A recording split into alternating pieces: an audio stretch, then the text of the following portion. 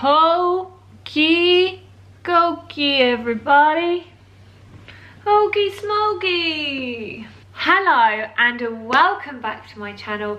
Today we're going to be talking all about the pros and the cons of living in Sydney, Australia. In other news, if you've already decided you're moving here and you're looking to find out how to actually go about the step-by-step process of moving your life across to Australia, you can go and check out my other video which I did on how to move to Sydney, Australia. I will link it in the description below for you. For anybody watching this who doesn't already know me and my background, my name is Kat. I've been traveling the world for the last 2 years.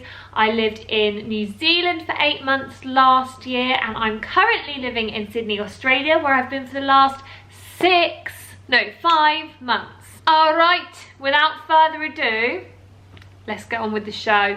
I've got my pros and cons listed right here on my whiteboard. So let's start positive. We're going to go pro, con, pro, con, pro, con. Starting with the biggest pro, which I think is the main reason why people from the UK move over here in the first place. It's the weather. The weather in Sydney is fabulous.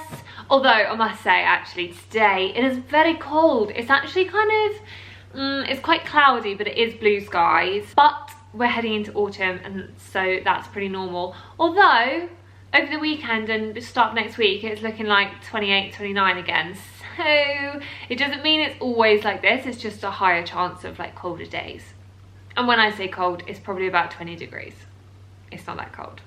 Okay, that's the first pro. That's the first pro over and out. We're moving on to the con. The first con is that Australia, believe it or not, is so far away from the rest of the world. It's so far. I know you know that. I know you know that. But if you haven't actually been here, like, you don't know that. Like, it's so far. You know, you think the time zone thing's gonna be okay. It's such a pain in the ass. Every evening I'm trying to call my friends. It's their morning. They're getting ready for work. They're at work. They're on the way to work. They don't have time to call when I'm free. And then on their evening, I'm getting ready for work. And I can't just pop home for a visit. It's thousands of pounds, well, at least £1,000 to go home. Anyway, we all know that, but it is really far. And it's not only far from actual home, like the UK, it's actually far from everywhere else too. I imagined when I was in Australia, I was going to be close to like Thailand, Asia, Bali. Bali's 5 hours away. Bali is a 5-hour flight, and that's like the closest place. It's not, you can go to Fiji. I think that's maybe 3 hours.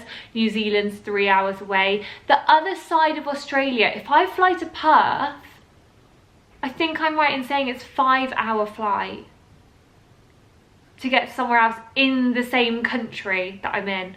It's very far, okay? I've gone on about it enough. All right, next pro, and this goes perfectly with weather. We are talking beaches. Another prime reason why people from the UK move over here is access to gorgeous, glorious beaches with nice, hot, sunny weather. And it's well worth it. The beaches here are stunning. There are some really amazing beaches. Unpopular opinion. In actual fact, Bondi Beach is not the best of the beaches. I mean, it's great, it's fine.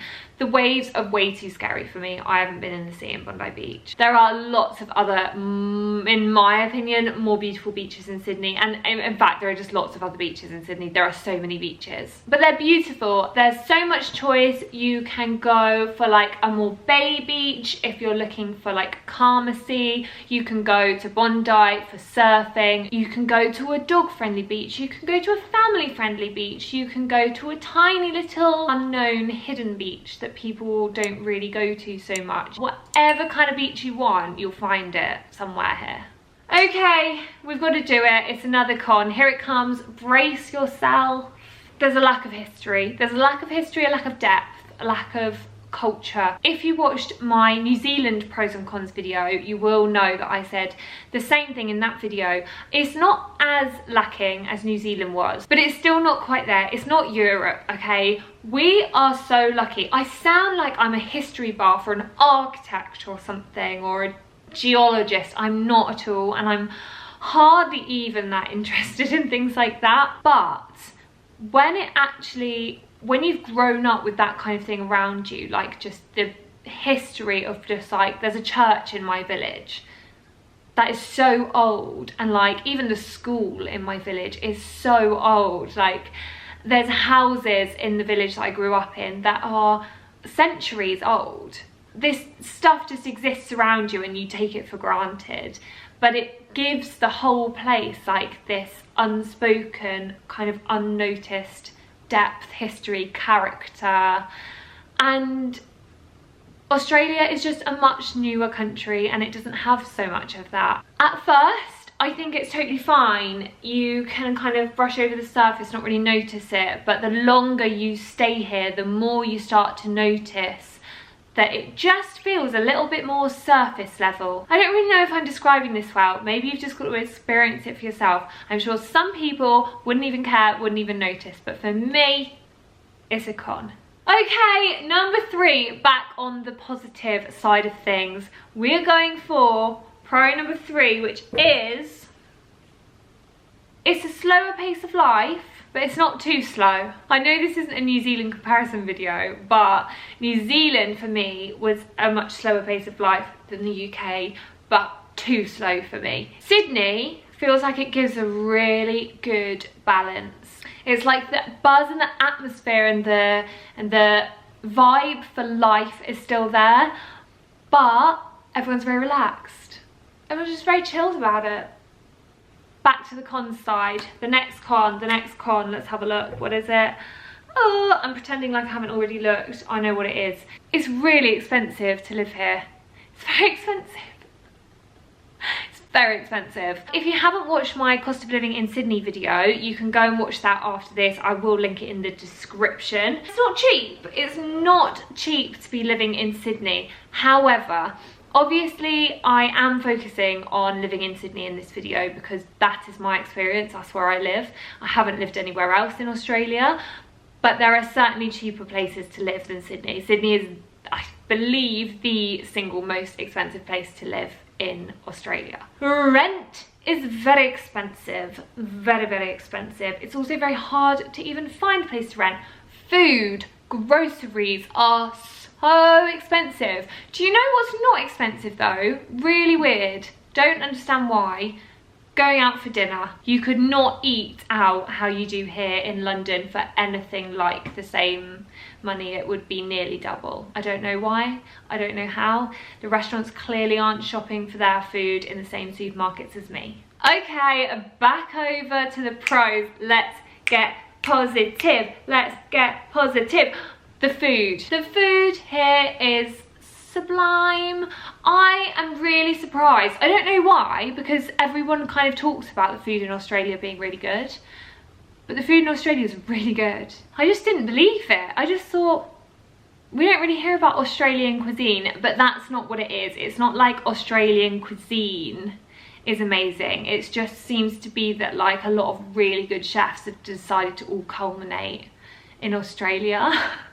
I don't know, like it's not, it's just, there's good Asian food, there's good French food, there's good Spanish food, there's just good like normal food. Like you go for breakfast, you have scrambled eggs for breakfast and it's just divine. It's just really good scrambled eggs.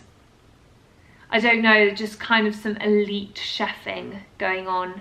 Okay, next up, we're talking about another con, and this con is not to bring the tone down, but there is a population of Australia that is still quite kind of backward thinking. Literally just before I arrived in Australia, there was a big vote across the country. Everyone voted for whether the Aboriginal people should have a seat in Parliament. I think that's what they voted for. Australia Aboriginal vote. Australia voted no in its Indigenous Voice to Parliament referendum that would have recognised Aboriginal and Torres Strait Islander people in the Constitution and created an advisory group of Indigenous representatives. The government would have then consulted that group on issues affecting their communities. However, Australians voted more than 60% against the proposed law. to recognise the first peoples of Australia by establishing an Aboriginal and Torres Strait Islander voice. It's not ideal. Okay, we have two more cons. The first one is that it is very clean and safe here. I feel pretty safe, like, at most times, and I am a person, as a young woman, I don't feel very safe in a lot of situations. I would say I'm very wary, looking over my shoulder type young woman. In terms of leaving your stuff on the beach, here in Sydney, in the biggest, like, craziest, busiest city in Sydney, full of tourism, the culture is that you leave your bag on the beach, you go down into the sea, no one's watching you, you don't have to ask someone to watch your bag, you just leave it there with all of your stuff in it. It's just not a problem. People are like, why do you need to watch your bag? There just isn't a lot of crime here. And it's very clean, although one thing I would say is there's not a lot of bins around. And yeah, it does seem to be quite clean, like, in terms of there's not a lot of, like, litter scattered around, like, it's not dusty, it's like, it's a well-maintained city, really well-maintained. But when I've just eaten an apple and I've got a core left over and I'm walking down the street, it takes forever before I can get rid of it into a bin. So I don't even know why the streets aren't full of litter, because there's not even that many bins around to use. But anyway, it's very clean, it's very safe. Moving on to the penultimate con, and you were probably expecting this to come in here somewhere, the wildlife. It's wild. You don't really see this a lot in Sydney, to be fair. No, you kind of do. It depends what wildlife we're talking about, but big, massive spiders, not so much in the cities. You're going to find them further out or further north in the more tropical places, which I'm going to soon and I'm really scared about. But yeah, the big spiders, you'll find big spiders, but not big spiders here. Snakes, again, not in the cities, more tropical areas, or just areas like further out of a city, more countryside places in the bush, as they say. They do exist, and some of them can kill you. And same with spiders, it's actually the smaller ones that can, like, are worse for you than the big ones. The little tiny ones will potentially kill you. So when you hear about these stories of lifting up the toilet seat, you're not looking for this big, massive, scary, hairy spider. You're looking for a tiny little one. A teeny, tiny spider that can kill you. Outside of that, in Sydney, there are rats. There are some quite big rats that fly around. There are bats. There are massive bats. And actually, when I first arrived here, I thought, whoa, what are they? And when you first see them, they're horrible because they're really big. They're not like you never see them because they only come out at night. No. They're at dusk. They are flying around everywhere, especially if you're in one of the parks. Other than that, the only actual like problem wildlife in Sydney, I would say, would be jellyfish. The other day I was on Manly Beach and I couldn't go in the sea because it was full of blue bottle jellyfish, and the lifeguards were literally like, don't go in, everyone's getting stung, get out of the water. And I also just want to add to that, you could actually flip that all on its head and stick the wildlife into the pros column, to be fair, because the birds here are amazing. I mean, they make a racket. It's not bird song, it's birds shouting your head off. And they're so noisy and they make the craziest sounds, but they're so friendly. They're not afraid of humans. So we have like these two birds and they're like kind of mid-sized birds, and they visit our balcony every single day without fail. They make a racket, they'll hop around. They've come into our living room a couple of times, and they're just not afraid. They're very friendly birds, but that aspect of the wildlife is really nice, and it's kind of like a bit like living in a zoo at times when you're in Australia. But you know, the deadly side of things definitely pushed it over into the cons column, I think. All right, we're on to our last pro. Our very last pro is the people. The people of Australia, as I've already kind of mentioned, are super chill. They're super relaxed, laid back people, and they're also really friendly in general, like especially in Sydney, considering that expats have basically taken over a lot of the city here. Australians are still very welcoming, very friendly, and just so chill. They just love life. They're just chilling, they're just surfing before they go to work in the morning. Their work hours aren't too long.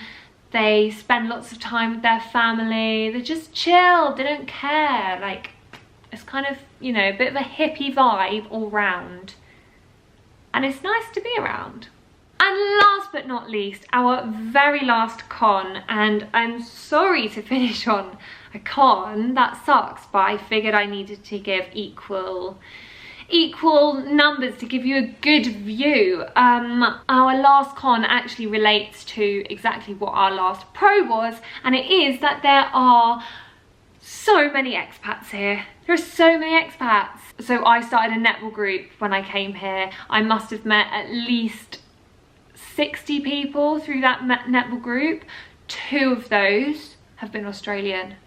The rest are all from the UK. There are so many expats here, old, young, in between. There are tons of us. I guess that could be a pro in terms of when you move here, you're never going to feel alone. You're not going to feel like it's only you that has moved over here. You don't have other people to understand how you might be feeling, missing family, missing home.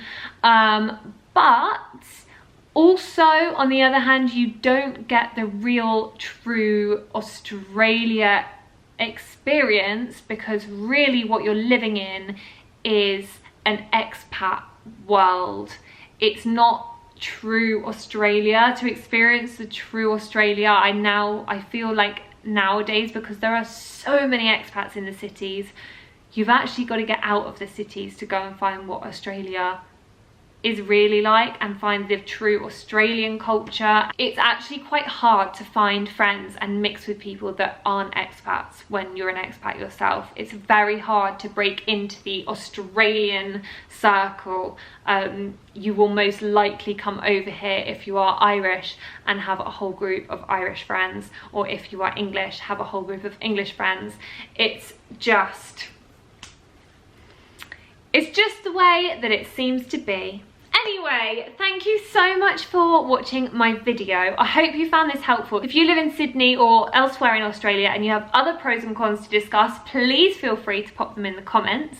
Don't forget to click that like button, and I will see you next week with another video. Thank you. Goodbye.